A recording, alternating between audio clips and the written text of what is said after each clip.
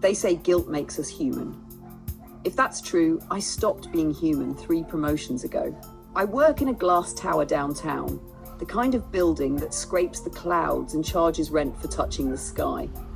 When I first joined the company, I had a cubicle and a conscience. Now I have a corner office and insomnia, and between those two, I've learned which one pays better.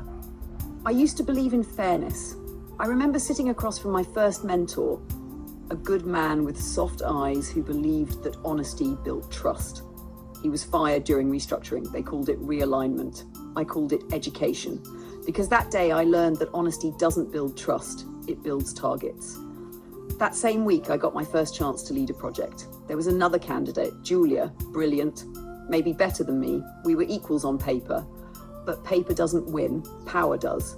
So I did what the soft ones won't. I played the politics. A quiet word here, a well-timed silence there. I watched her confidence crumble as rumors spread. When the board chose me, she shook my hand, eyes searching for something human. I gave her a smile, polished, professional.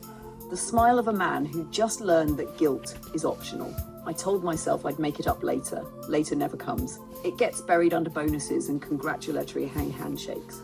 2 years passed. I became the youngest division head in company history. My name meant results.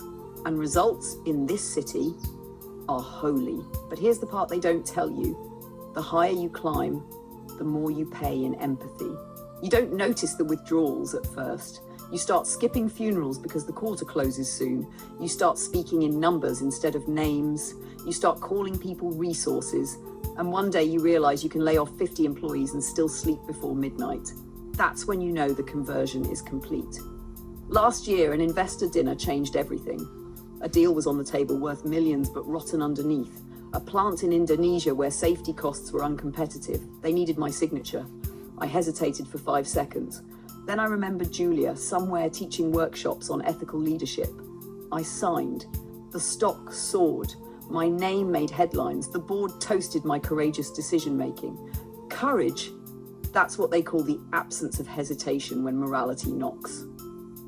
I came home that night to an empty apartment, 2 floors, glass walls, silence that echoes your thoughts back at you until they sound like applause.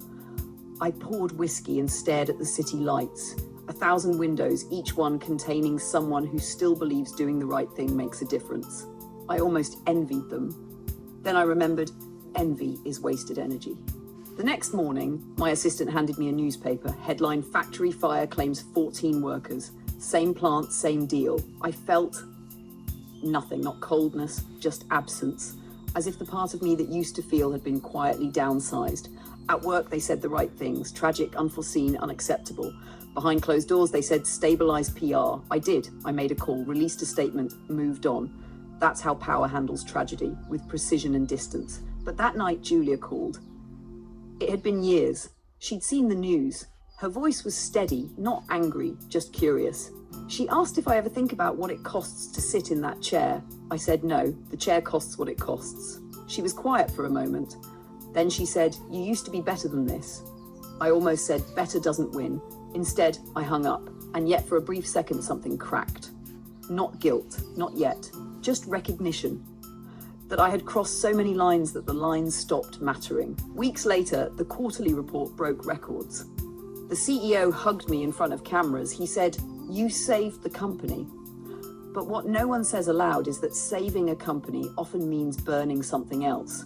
Sometimes a principle, sometimes a person, sometimes the version of yourself that once believed in redemption. I used to think the difference between right and wrong was obvious. Now I know it's just a matter of accounting. You can bury almost anything if the numbers are high enough. They call people like me ruthless. But tell me, when was the last time the kind ones changed the world? The kind ones write poetry, the ruthless write history. People think success is built on inspiration. It's built on consumption. Someone always gets consumed. Sometimes it's strangers. Sometimes it's the part of you that cared. I've seen the men who couldn't handle it, the ones who drank too much, confessed too soon, tried to go back to being good. They vanish. The machine doesn't stop for conscience. It runs on it. And I've learned to stop feeding the fire with apologies. Do I think about those 14 workers? No. I think about the 14,000 we still employ. That's how winners rationalize. We scale morality until the math forgives us. Sometimes late at night, I walk to the window and look at the reflection, the city below, my face above it, one gleaming, the other hollow. I ask myself, if I could undo it all, would I?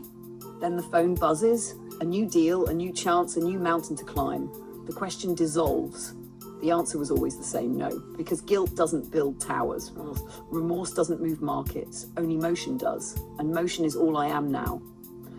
You want to know the secret? There's freedom in losing your conscience.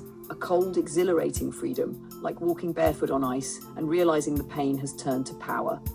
I used to be afraid of damnation. Now I realize hell is not a place below. It's the view from the top when you finally stop pretending you deserve the light. And yet, here I am, still climbing because the chair costs what it costs, and someone has to pay the price to sit in it.